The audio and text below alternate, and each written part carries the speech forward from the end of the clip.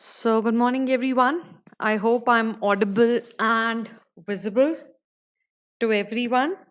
Please let me know who all are there in the class today. It's raining outside here in Jaipur. I hope you're also having a good monsoon.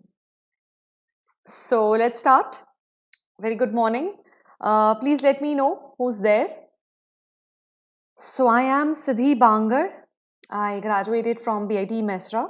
I have 3 years of teaching experience.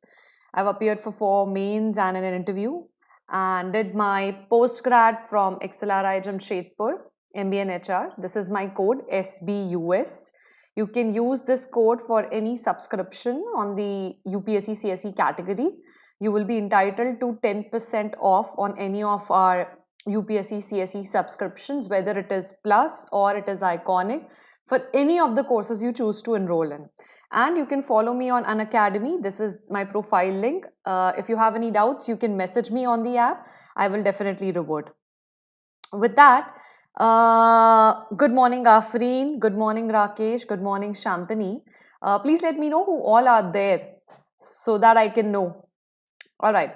So, welcome to the class. And under the plus courses, what you get is daily life classes, something like this only, where you interact with me, you can chat with me, ask your doubts, answer on the polls. So, answering on the polls is a feature that is only available on the Unacademy platform. That's why this is regarding the plus. This is what you get under the plus courses. Live test and quizzes. So, I'm already running a prelims test series. I will show you the snapshot which I'm running on the Unacademy platform at 8:30 p.m. every day. All our courses are aligned with the exam syllabus. And most importantly, one subscription, either of the Plus or Iconic, gives you access to all the live sessions which are going on right now on Unacademy. Any session, you can simply go and attend any session by using just one subscription of Unacademy, or you can also access all the recorded courses that are there on the platform since the last 4-5 years since we started. All of them are there. You can just pick and choose which course you want to go and attend, from which educator do you want to learn, which recordings you want to see, what are the upcoming courses. Everything will be available to you just by a click of your mouse. With that, please download the Unacademy learning app so that you can keep a track of your learning, and also you get all the notifications for the upcoming classes for which you have enrolled. So let me see who are there. Good morning, Anand. Good morning, Priya. Good morning, Aditya. Under the Unacademy Iconic program, it is a unique program for both freshers and perseverant aspirants. That means the repeat aspirants. So this is, apart from Plus, you get certain other benefits in the Iconic program, the most important being a personal mentor who will be there throughout the 1 year or 2 year of preparation that you do at every step, right from helping you to prepare for prelims to making you comfortable with the mains examination, optionals, current affairs, and whatever smallest or biggest doubt that you have, you can interact with that person on WhatsApp, Telegram, face to face, whichever way you choose to. That person will always be there. So that's a personal mentoring program. The Iconic program is nothing but a personal mentoring program of Unacademy. You also have daily mains Q&A practice, a study planner, and that person is there to give you a personalized feedback on your performance track record. So under the Iconic, you have the benefits of Plus, that is these unlimited practice, live classes, test series, etc. And plus the personal coach, daily mains Q&A practice, study planner, and personalized feedback. So you get all these benefits. For 12 months, it is 64,000. For 24 months, it is 99,000. You can use my code SBUS to get an instant 10% off, which makes it 57,600 for 12 months and 89,100 for 24 months. And the plus is for 44,000 for 12 months and 64,000 for 2 years or 24 months. And again, you can use my code SBUS for a 10% off on any of the UPSC CSE subscription. Going further, choose wisely, choose Unacademy and choose Iconic. Use my code SBUS to get an instant 10% off on any of our courses. With that, this is a snapshot of my live class which happened on August 31, 2020. So this is a free class. You're please welcome to come there. We do 10 to 12 questions on current affairs only. You also have the polls, and then you can download the PDF directly from the live classes. So let's begin. As I say, feel free to be wrong here. It's a wonderful weather. I hope you have a wonderful weather at your end also. And it is okay to make mistakes, but now is the time for prelims. So just keep pushing your successes, keep pushing for getting better marks. 20 to 35 seconds to read and 30 seconds to answer. Most of all, enjoy the session and you will surely improve each day. With that, question number 1 on your screens. 20 seconds to read and 30 seconds to answer. Good morning, everyone.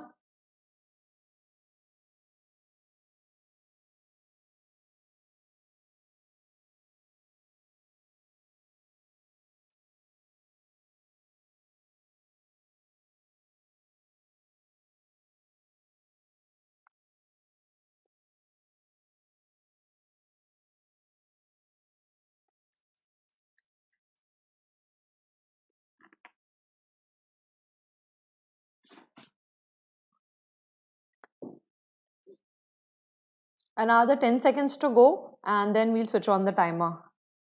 Yes, we have started, Aditya.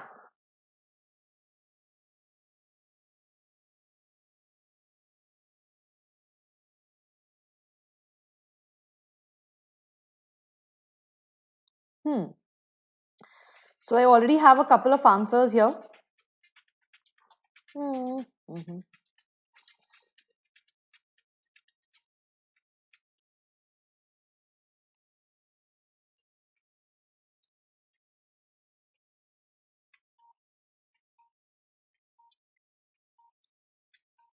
Pratima, I think I'm seeing you after a while. I think you have attended my sessions before, 1 or 2 months ago.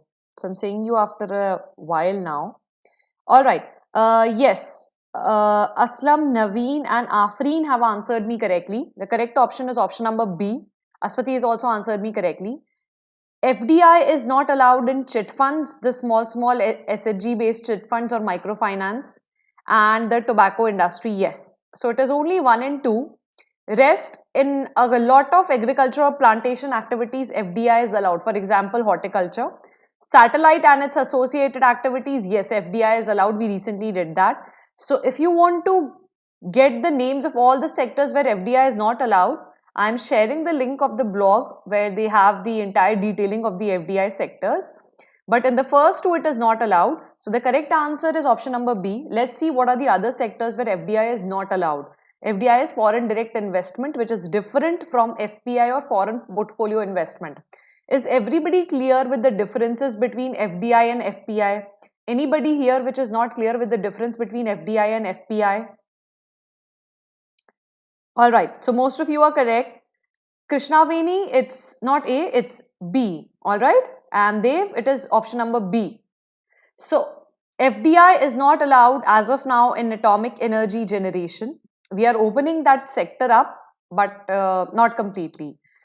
Tobacco industry, no, we don't allow FDI. Lotteries, we don't allow FDI. Chit funds, we don't allow. Agriculture or plantation activities, in some we don't allow. In some, like horticulture, fisheries, tree plantations, we do allow FDI. Housing and real estates, except townships or commercial projects, we do not allow FDI. Trading in transferable development rights, we don't allow FDI. And gambling or betting businesses, as I said about lotteries, we don't allow FDI. So the comprehensive list of where FDI is not allowed is actually available on this blog. So it's an FDI related blog. They are actually a consultancy company. So they have actually very aptly described the entire FDI scene. Yes, Obed, FPI is foreign portfolio investment. So everybody is clear between the difference between FDI and FPI. I will share this PDF immediately after the session. So you don't have to worry. You'll have this PDF and you can go and actually check this link out. It's fdi.finance blog where they have listed in which entities FDI is allowed in India and which it is not allowed. All right. Let's move on to the next question. So another 20 seconds to read and 30 seconds to answer.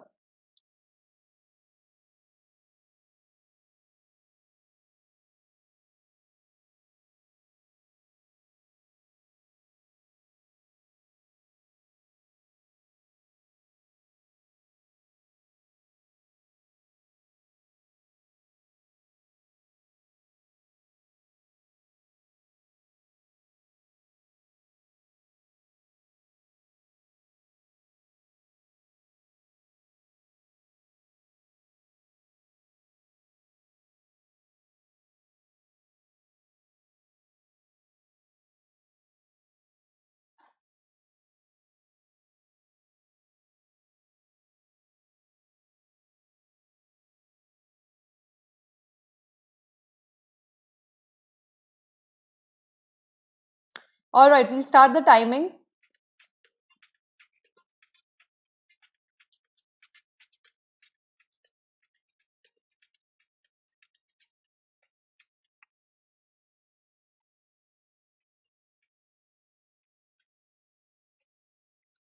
Good morning, Rosie.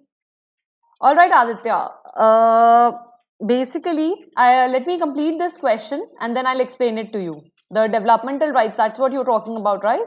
TDRs. We'll discuss that. Okay, so coming here to B, 1 and 2 are incorrect. Okay. So Aslam is correct, Anant is correct, Pratima is correct, Aswati is correct, Aditya is correct, Shantani, Rosie, Afreen, Srishti. Yes, Aditya, I will handle your doubt. All of you are correct. It's option number B. 1 and 2 both are incorrect. Your SDRF is actually based on the recommendations of the 13th Finance Commission. All right. And the distribution is 75 to 25 for normal states and 90 to 10 for the northeastern and hilly states. All right. So yes, option number B is correct. Option number 3 is correct and 1 and 2 are incorrect. So yes, state governments can use the funds available under SDRF for any natural disasters which are limited to their states, but they should have been actually defining it. Aditya, coming to your doubt, see, actually what happens is transferable development rights are, for example, say I am UDB. I am a developer based out of Rajasthan, all right, and in one district, say in Jaipur, I am developing a project. So I can, under that I have certain rights. For example, I can build the height of my project for like 9 or 10 floors. So instead of using that completely for one project, that I could have built one building here in Malvinagar where I stay up to 10 floors, I instead, actually build it till 5 floors only. So I have the additional rights to actually construct 5 more floors or construct a parking. So I have those developmental rights with the land. Now suppose I have a land at another place, say Udaipur, and I'm seeing that Udaipur is now developing gradually and it would actually require another apartment which is 5 or 6 floors, and it might require parking. If I can make a better project, I can get a better deal. So I transfer my developmental rights from Jaipur district to Udaipur district. So it's a district-wise transferable transfer of your developmental rights of the people who are making such infrastructure projects. Is that okay, Aditya? Okay. So option number B is correct. Let's see why it is correct. So your SDRF or State Disaster Response Fund was based on the recommendations of the 13th Finance Commission. As I said, 75 to 25 or 90 to 10 for special category states or UTs, which is especially the northeast states or the weaker income states.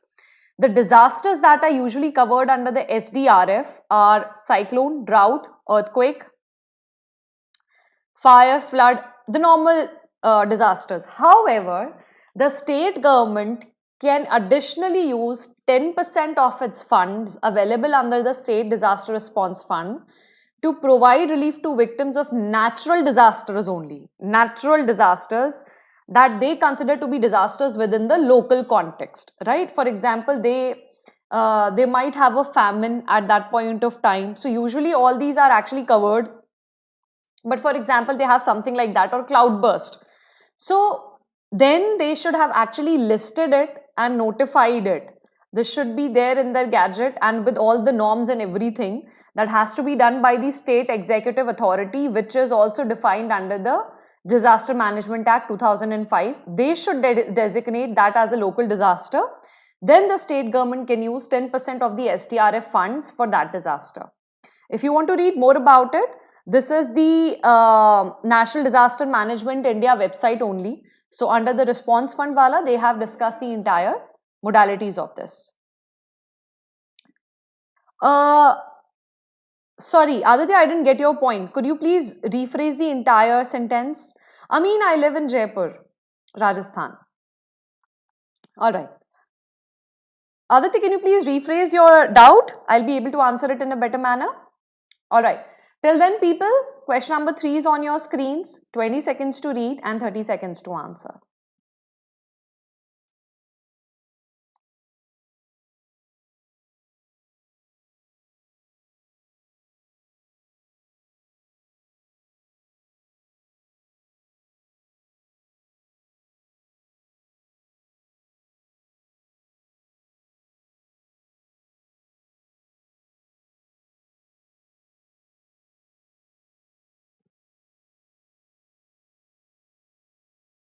No, no, Aditya. It is actually for these, what do you say? It can be used, mostly it is used by private entities.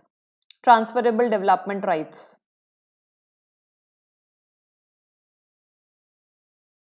Mostly used by private entities. The time starts now. Aslam is very quick to answer these days. Very well, Aslam. Preparing really well, is it? Naveen, why D?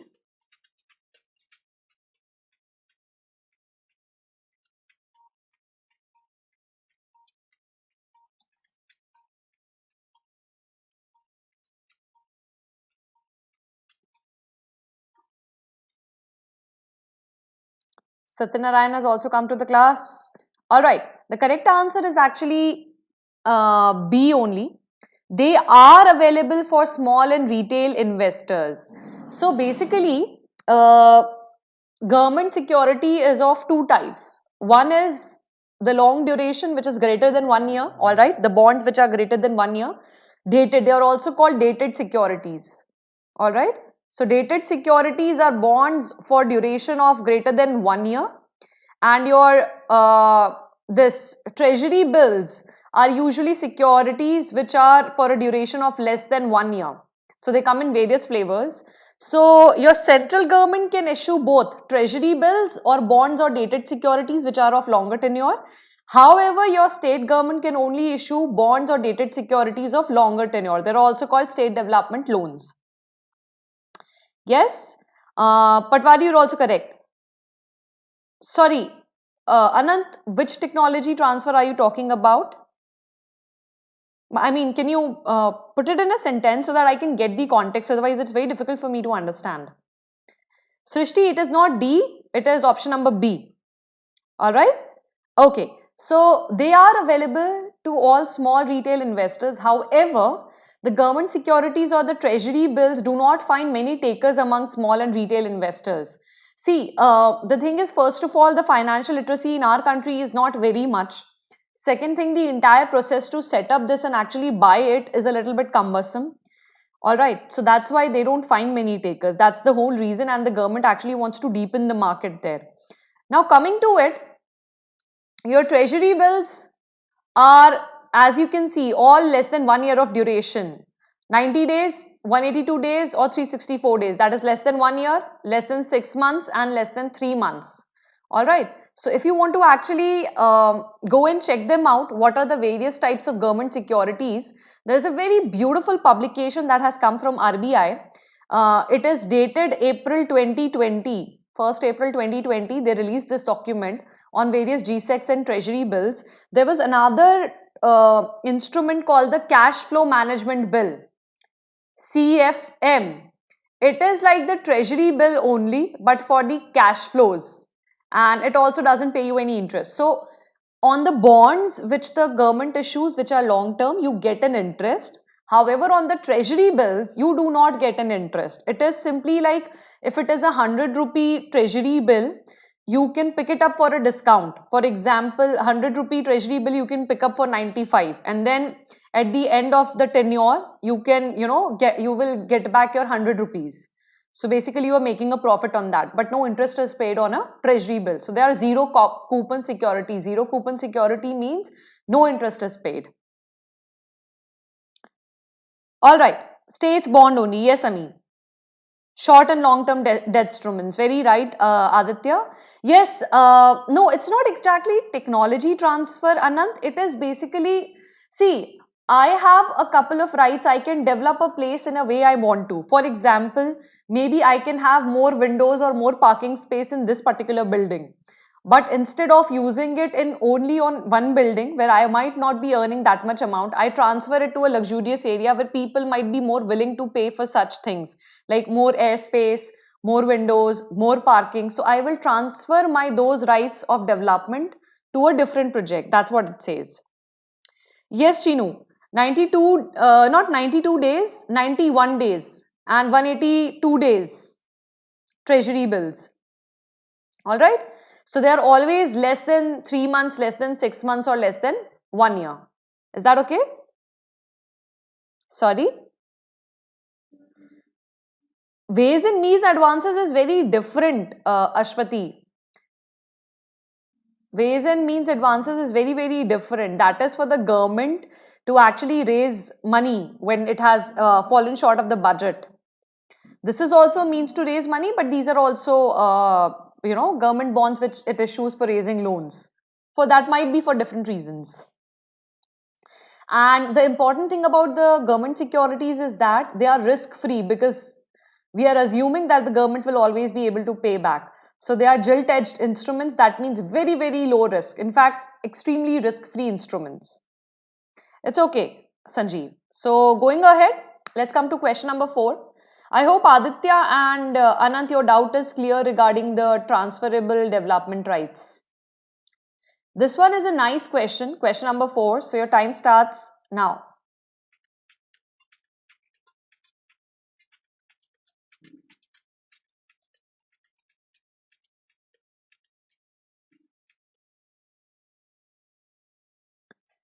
Shivranjani, it can be for anything.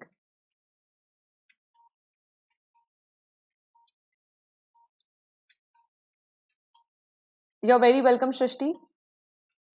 Yes, it can be for temporary mismatch of revenue. That is for ways and means advances. Temporary mismatch of revenue, that's ways and means advances. Government does issue securities and bonds to raise money for various projects, not just for fiscal deficit. Is that okay? So that was when we studied sovereign bonds and when we studied masala bonds yesterday. If you remember Ashutosh and, sorry, not Ashutosh, Anant and Shivranjani, I don't think you were there in yesterday's class. We discussed sovereign bonds and masala bonds in the Unacademy session. All right. So only Aslam has answered me correctly. Guys, can anyone tell me why have you answered option number B, Sickle, senna? It sounds like a snake-eating species. You will be actually amazed. It's actually option number C. It's an edible weed. This came in the magazine Down to Earth. So during monsoons, you can go out and observe in the empty arenas around your house. You will see a plant like this. It's a very, very ubiquitous weed. It is considered to be a ubiquitous weed, but it is actually not a weed. It grows as soon as rains arrive and it is considered to be edible. It is highly nutritious and it is actually consumed by a lot of communities in Maharashtra, Gujarat, Karnataka, Tamil, Andhra, Bihar, Jharkhand, Chhattisgarh, Goa, where it is actually known by the names Chakunda, Chakwa, Chakod, Chakramanda, Saag, Tagarai and Soru medula. And this is how the vegetable actually looks like once cooked.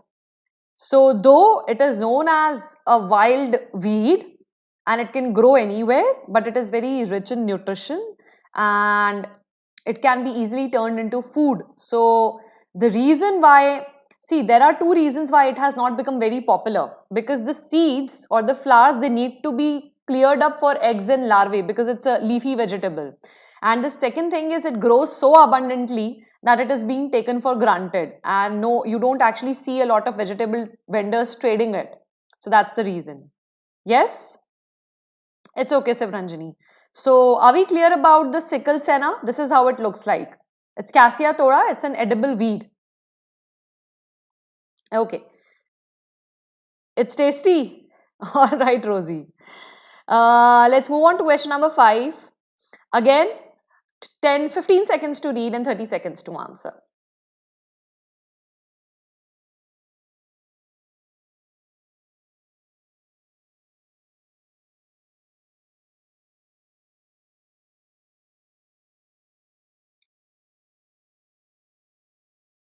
The time starts now.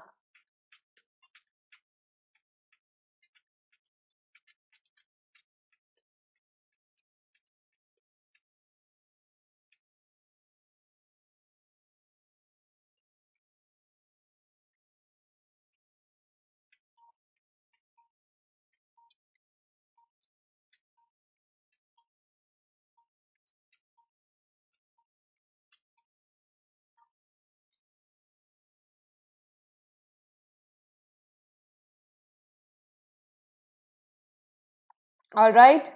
Most of you have answered me correctly. Yes, it's the Election Commission of India, which under section 11 of the Representation of Peoples Act is actually has been enabled to do so. So if a person is disqualified from contesting an election under the Prevention of Corruption Act, then they can be the disqualification can be removed by the Election Commission of India after recording the reasons for doing so. Sorry, Chinu, what are you talking about? I don't know. All right. Prathama, it's not C, it's D. Rest, all of you have answered it correctly. So let's actually see what happened. So, do you guys remember Sikkim's CM, earlier CM, Mr. Tamang, he was convicted of the Prevention of Corruption Act 1988. All right. So, post which there were certain amendments made to the Prevention of Corruption Act, and the sections under which he was convicted, they were omitted altogether from the act. So this person, this happened in September 19. So he had got a jail term for 6 years. Oh, sorry, he had got a jail term and he'd already served a year in jail. And he was, as per the Prevention of Corruption Act, he was disqualified from contesting the elections for 6 years. So for 1 year, he did not contest the assembly elections. But going forward, using the legislative intent of Section 11 of the Representations of People Act, the ECI restored his qualification to contest elections. And now, of course, he has become the CM, so that's not a problem. So he was he had been convicted as a state animal husbandry minister for corruption. So after serving the 1 year sentence, the ECI said that there are adequate grounds that he has already served his sentence and we can restore his ability to contest elections. So they gave a detailed order, and they said the most important reasoning that they gave was that a person attracting minimum punishment under a particular act should not face the same disqualification as is applied to those who are convicted for longer or maximum period under the statute. The reasoning that the ECI gave was that because the said section of the Prevention of Corruption Act has been omitted, so this person no longer deserves to be punished for 5 more years, which is the highest form of punishment given to a person, since that the very ground on which he was punished has been omitted, and that's why they restored his ability to contest elections, and that's why it was in news. However, the Association for Democratic Reforms, ADR, which is a very famous association, they actually condemned this action. They said already criminalization of politics is very high in India, and ECI has set up a bad precedent. So this decision was not taken very nicely by the NGOs. No, unless a particular section or his grounds for conviction are themselves removed, Aslam. So it can happen to Lalu Prasad if those grounds for corruption are removed from the act itself. It happened in the case of Mr. Tamang, so the ECI went ahead and did it. And the second thing, I think the reason why this is applicable is when the section 11 actually says that ECI is supposed, or the Election Commission is also supposed to take the understanding of socio-economic political factors into consideration before they pursue to criminalize somebody or disqualify somebody. So in the case of Lalu Prasad Yadav, I think the entire conviction part or entire socioeconomics is actually against him. The perception of him is very much against him. So I don't think that is quite possible. Yes? Sorry, ADL is what? No, I'm not. No, it's not ADL. It's ADR. ADR is Association of Democratic Reforms. It's an NGO, Aditya. So that NGO actually said they work on criminalization of politics. I think you must have read about them a lot, because criminalization of politics or the RPA Act are already under GS2, right? So these people, they actually keep coming out with reports on criminalization of politics. So they said it's not a very good move by the ECI. Okay. Let's come to question number 6. So this is today's news itself. So 20 seconds to read and 30 seconds to answer. No, RPA Act is separate, Aditya. Anti-defection, and don't write the short forms. I'm not able to understand the short forms. Okay, so anti-defection law is very different. That's 10th schedule. That is for leaving your party and forming a new party. 2/3 people can go and form a new party. This is related to corruption. This is related to disqualification due to corruption. It was in news in 2016 a lot. That, in fact, it has been in news since the CAG actually blasted off the entire coal corruption cases in the UPA government. So it has been in news since then that all those people who are convicted of corruption should be disqualified from contesting the elections. Is that okay? So going forward, your time starts now.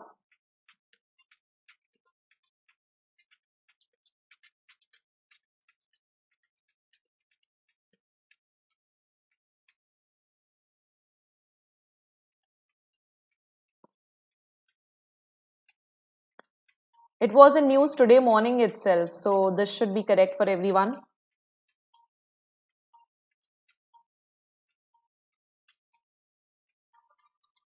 Rangesh, I'm seeing you after a very, very long while. Alright, so the only correct answer I've got so far is Ronnie. It's 2, 4, 5. 3 is actually not correct because it is not 20 indicators but 15 indicators. So option number 3 looks correct, but it is not correct. Option number 3 is incorrect. The report is released by WIPO, World Intellectual Property Organization. India's rank is 48. It jumped by 4 places from 52 to 48. All right. And for the first time, India is in the top 50 in the Global Innovation Index. And yes, India is in top 3 in both lower income middle group and Central Asia and South Asia group. First in the Central Asia and South Asia group and third in the lower middle income group. And yes, India was at the 52nd position in GII 2019. So only option number C is correct. Satyanarayan, Afreen and Naveen and Ronnie are the 4 people who have answered me correctly. Not Wipro, Rangesh, but WIPO. WIPO. Wipro is a software development company. All right. Amin, it's C, 2, 4, 5. All right. Everyone, it's not D, it's option number C. So, in the Central and Southern Asia, India is the first, followed by Iran and Kazakhstan on the GII. Lower income group, Vietnam, followed by Ukraine, followed by India. Upper middle income group, China, followed by Malaysia, followed by Bulgaria. And high income group is dominated by Switzerland, Sweden, and then followed by the USA. So, who actually was first on the GII? I want you guys to actually go and see it. Who came first in the Global Innovation Index, which is a ranking of 131 countries on 15 indicators. Alright, so go and check that out. The rest details I've already discussed with you. Is that okay? Any doubts so far? We'll move to the next one. Alright, so question number 7 and the only mapping question for today. 20 seconds to read and 30 seconds to answer.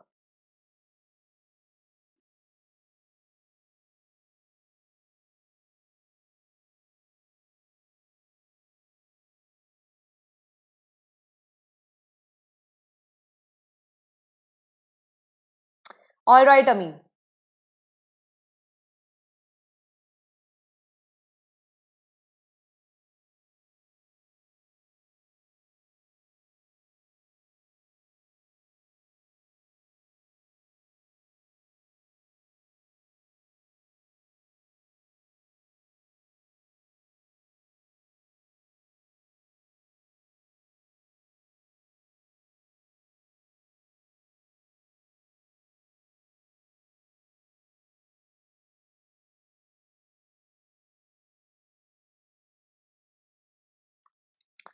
Alright.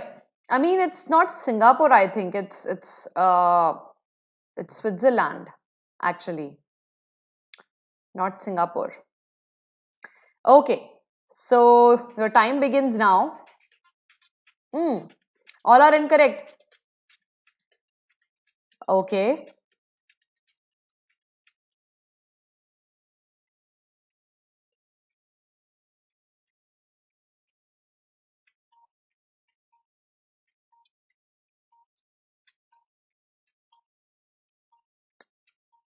I guess only one person has answered me correctly so far. Actually, two. Two people have answered me correctly. That's Pratima and Aditya. It's option number A. Sanjeev has also answered me correctly. It's not Andhra. The Chelpur is in Telangana only. In fact, the Warangal district, where you have NIT Warangal, the best NIT in India. Kothagudem is in Telangana, so option number 2 is correct. And Janor is not in Madhya Pradesh, but Janor is in Gujarat, Bharuch district.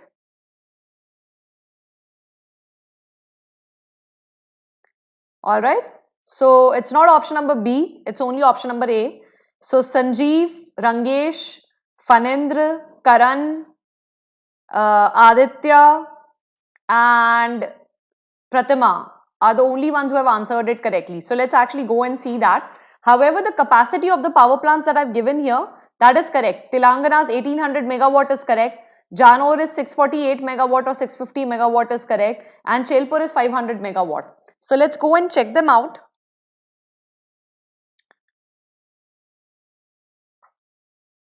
Alright.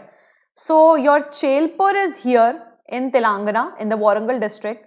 And your another power project, the Kathegudem power project in Telangana is actually the Paloncha power project in Telangana.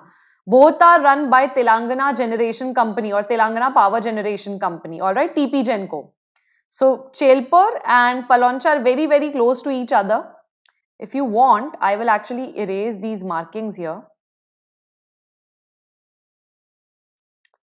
so that you can see it clearly. I can't erase it now.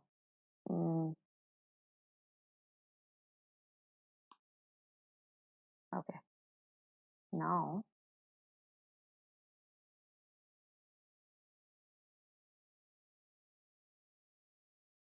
okay. Now let's see it. So your Chelpur is here and your Paloncha is here, which is the Kathegudem thermal power plant. Janor is here in the Bharuch district in Gujarat. So your Janor is actually it's a gas power plant. So Janor gets its gas from the Gale power plant nearby. It gets its gas from there and it takes the water from the Narmada river which flows through this part. So Janor is the gas-based power plant that we have and the capacity is not much, it's just 650 megawatts. And the one in Chelpur, the capacity is 500 megawatts. The Paloncha one has a very huge capacity of 800 megawatts. Alright, good afternoon. Yes, Afreen, Switzerland tops GII, you're right. Let's move on to question number 8. This is an interesting question. So 20 seconds to read and 30 seconds to answer. Ram, you're very late to the class. What happened?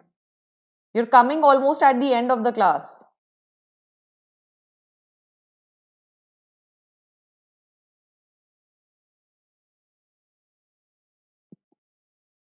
Rangesh, zoom what? The map? Is that what you want?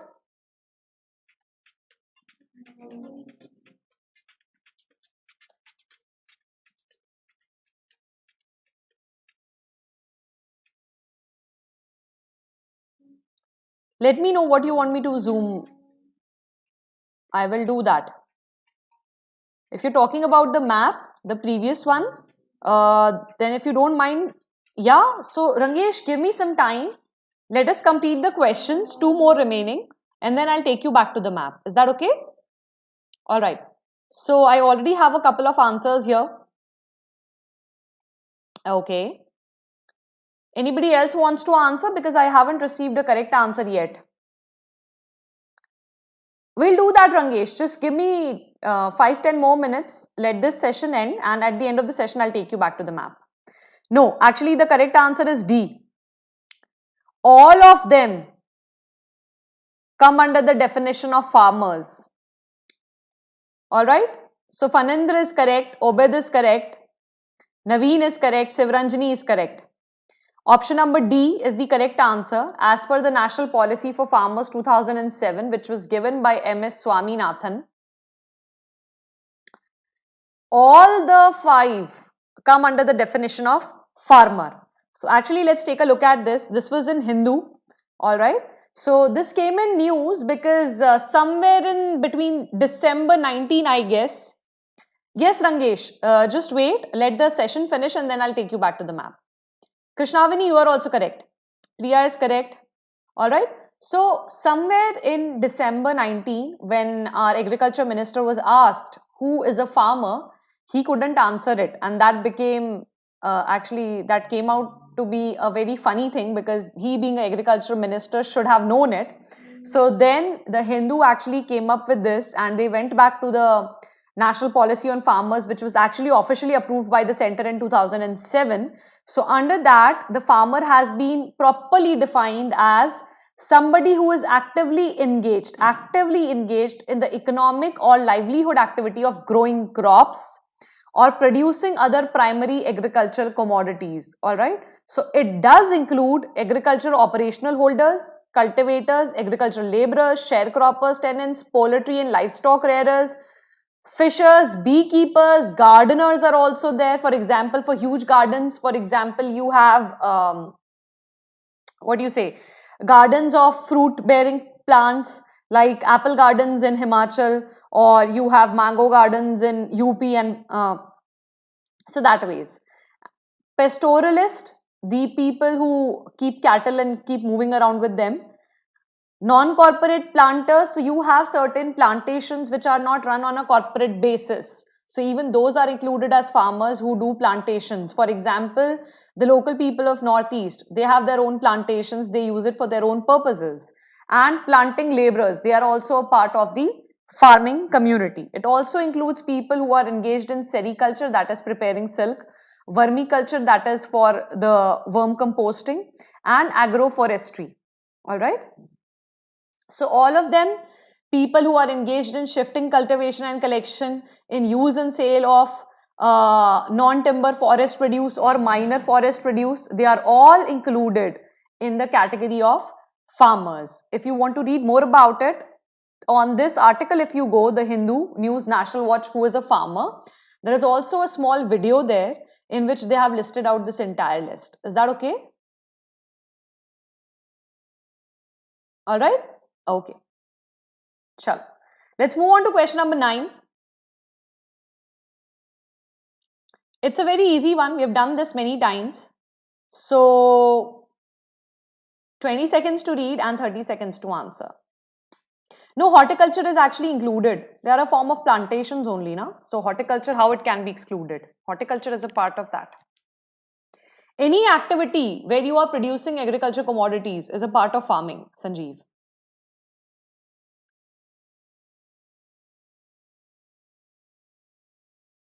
All right, your time starts now. Srishti, 8 was D. Chinnu, 8 was D. 8 was not B. All right. Krishnaveni, you are correct. 8 was D.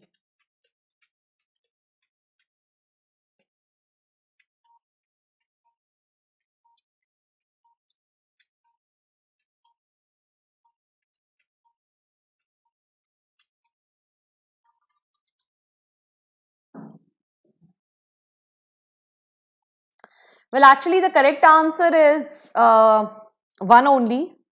Option number A. So nobody has given me the correct answer as yet. Actually, the sulfur content in Indian coal is low, approximately 0.7% only. The research data shows that. All right. However, yes, vast majority of thermal power plants in India, they lack flue gas desulfurization technology. All right.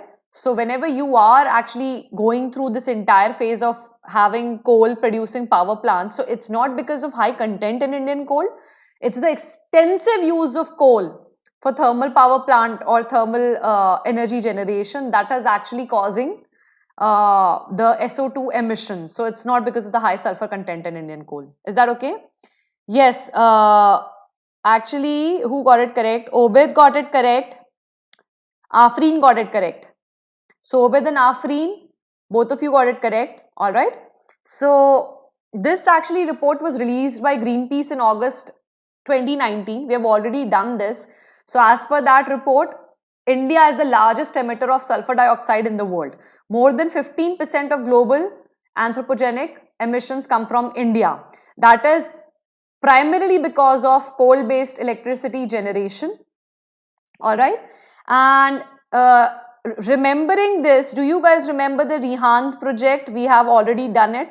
So they recently used the desulfurization technology in the Rihand project. Rihand is a tributary of Son. We have already done this. The project is in MP-UP border, right?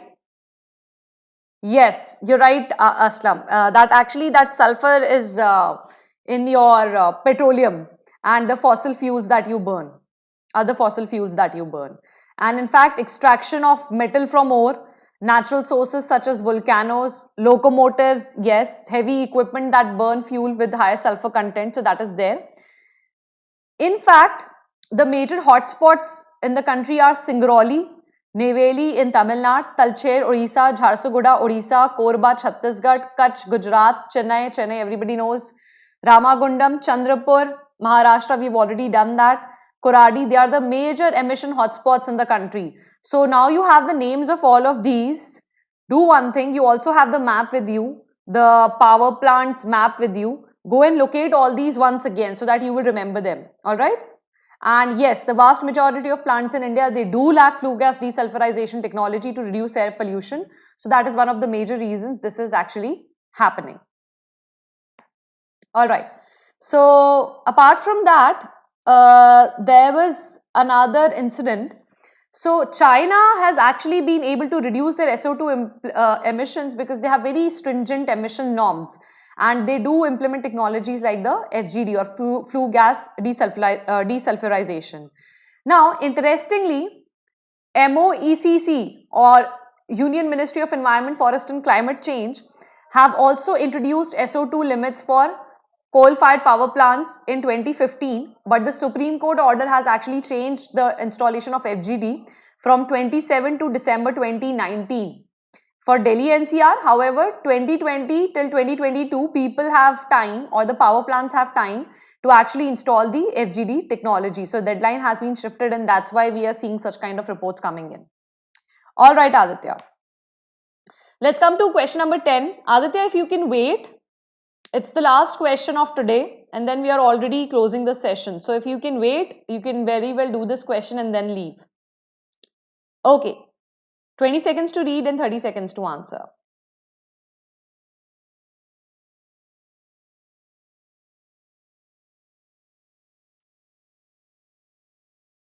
This also we have already done when I discussed the tax haven part. We discussed the tax haven part in the Unacademy sessions where I told you British Virgin Islands, Cayman Islands and Bermuda are the top 3 sources of tax haven in the world. All right, your time starts now.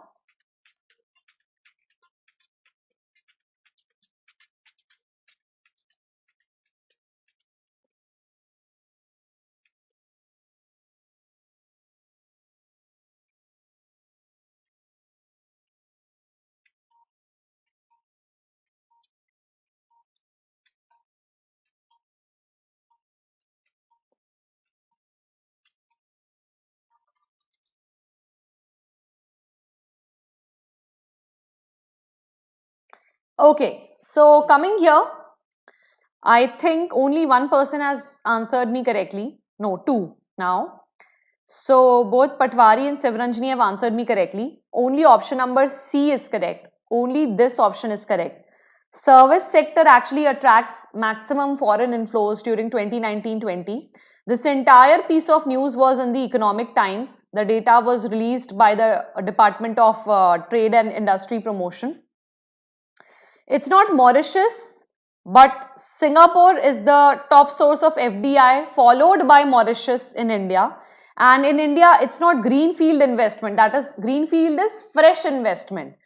It is brownfield investment that dominates the FDI scene in the India. All right. So let's actually take a look at it.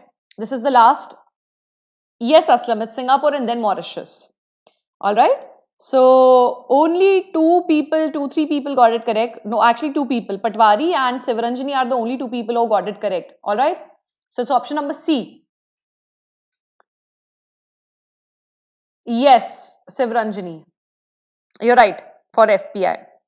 Okay. So coming here, if you look at this article, they listed it out. So Department of Promotion for Industry and Internal Trade, DPIIT, data showed that during 2019-20, services got the maximum FDI inflow, that is approximately 8 billion, followed by computer software and hardware, that is approximately 7 billion, 7.67 billion, followed by telecommunications, 4.5 billion, trading, 4.5 billion, and automobiles, 3 billions, and construction, 2 billions, chemicals, 1 billion. All right. So that's the sector wise report. And the good thing was that FDI in India actually rose 13% from 44 billions in 2018-19 to 49 or 50 billion dollar of FDI investment came in India.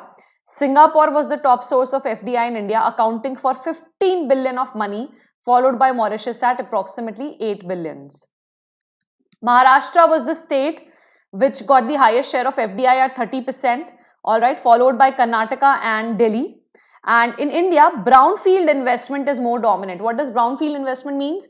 You have a merger, you have an acquisition, or somebody, you already have an entity which has built its base in India and somebody else joins as a joint venture partner. So that's brownfield investment. Greenfield investment is you set up the entire factory from scratch or the manufacturing concern from scratch, or your entire investment is fresh. So that is greenfield investment. All right, Patwari. So Obed, you can go and check for the solar sector. The entire report is there. They have only listed a few sectors here. So you can go and check the energy sector. You will know the investments there. All right. Is that okay? So with that, I'll end today's session. Rangesh, are you still there?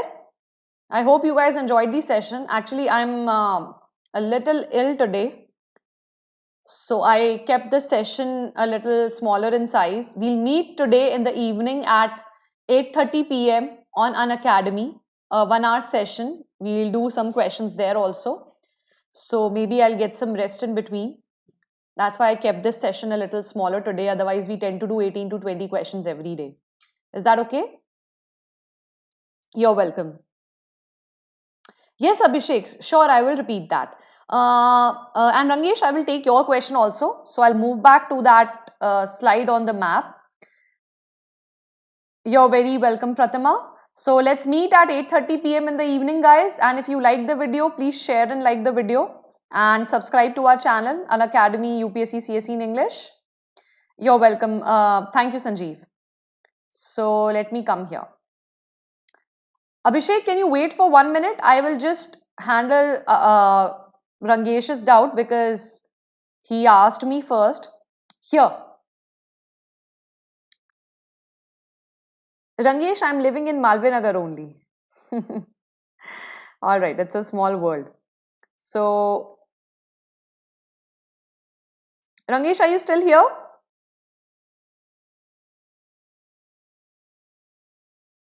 Rangesh, are you still here? Okay, yes, Abhishek. Just wait for a moment. I'll just show it to Rangesh and then we'll go back.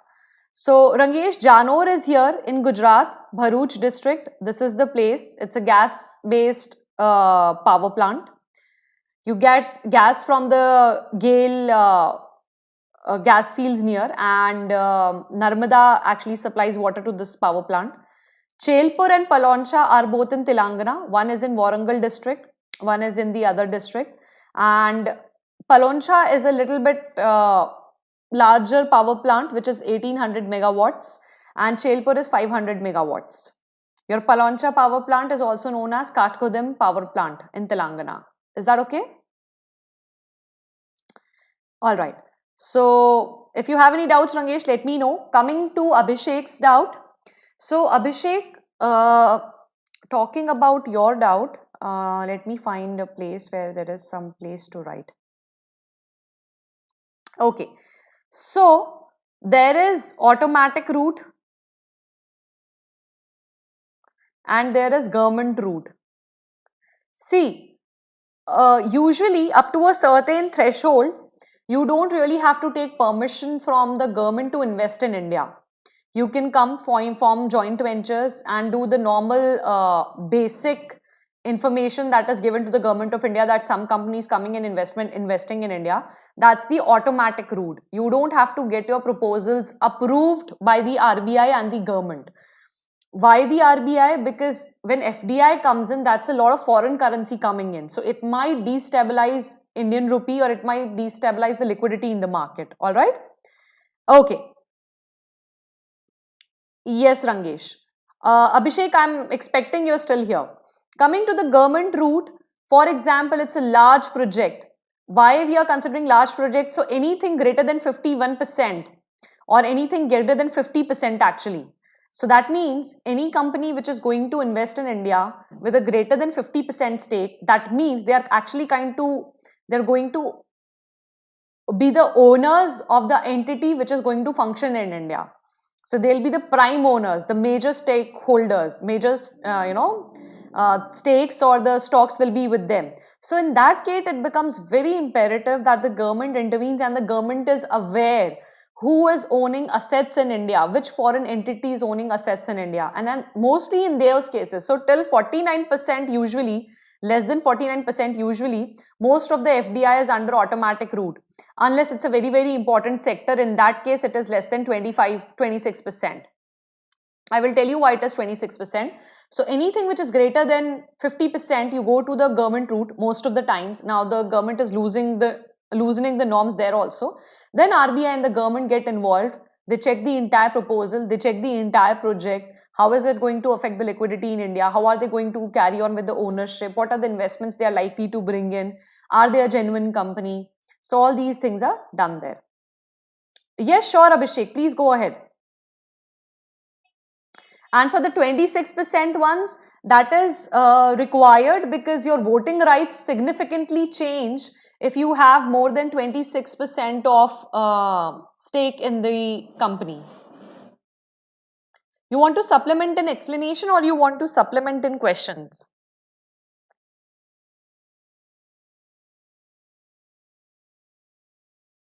Thank you, Patwari. That was very nice of you.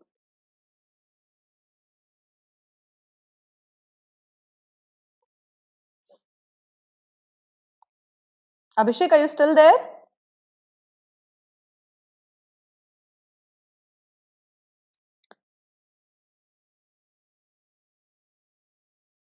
All right. So, Abhishek, are you still there?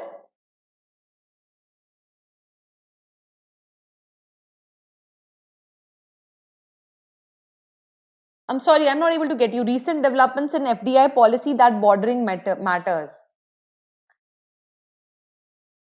Are you talking about, okay, I think you're talking about the borders one.